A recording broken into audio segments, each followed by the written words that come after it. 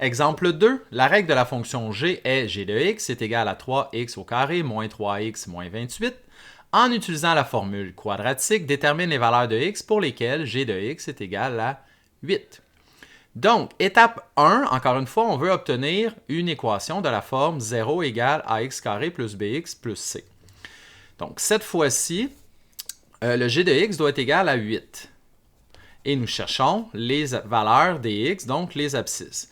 Donc, nous n'avons pas la forme désirée. Pour ce faire, il faudrait transférer le 8 de côté, donc en faisant moins 8, et moins 28 moins 8 va nous donner moins 36.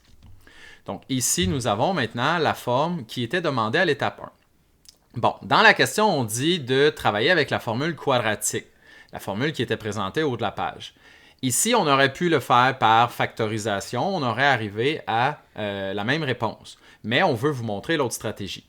Sachez que dans certains problèmes, la factorisation serait très compliquée. Donc, à ce moment-là, la stratégie de la formule quadratique serait à prioriser. Ici, on va voir ce que ça donnerait, cette stratégie.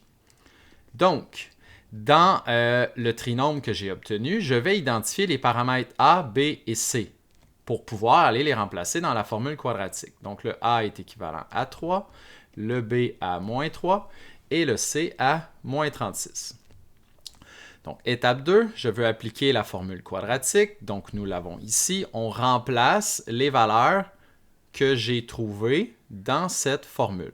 Donc, le B est à moins 3. Donc, je vais me retrouver avec 2 moins ici. Faites attention, il y avait déjà un moins dans la formule. Ensuite, je veux faire plus ou moins la racine carrée de b au carré. Donc ici, je vais mettre moins 3 au carré. Moins 4 fois le paramètre A fois le paramètre C. Et je divise par 2A, donc 2 fois 3.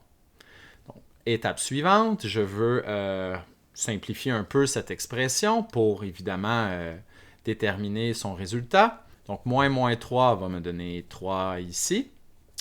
Pour l'intérieur de la racine, si vous multipliez toutes les parties, vous obtiendrez 441. Au dénominateur, 2 fois 3, vous obtenez 6. Donc, étape suivante, racine de 441 va vous donner 21. Et là, ben, vous l'avez déjà vu, on va diviser le calcul en deux, en raison du plus ou moins.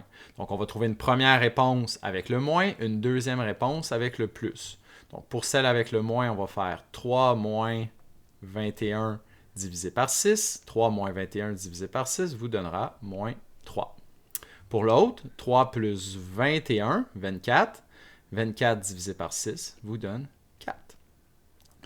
Donc, la question était pour quelle valeur de x est-ce que g de x est égal à 8? Il y a deux valeurs, il y a moins 3 et 4. Voilà, merci et bon travail.